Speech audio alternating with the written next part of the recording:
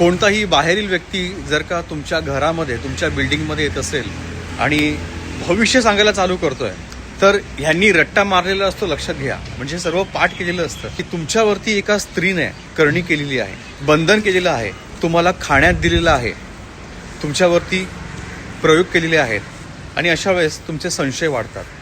मित्रांनो, अशा व्यक्तींच्या कडनं ह्यांची फसवणूक होऊ शकते आणि बऱ्याचदा हवी ती अमाऊंट, हवे ते पैसे ते मागायला चालू करतात. आता त्यावरती पूजा करावी लागेल, मी तुम्हाला हा खडा देईन, ते देईन, हे देईन, लिंबू देईन, ते देईन. मित्रांनो, या लोकांपासून सावध राहा. हे फ्रॉड लोक असतात, स्कॅमर आहेत. आत्ताच माझ्याकडे एक व्यक्ती आली होती, त्यांना अशी 25,000ची फसवणूक केली.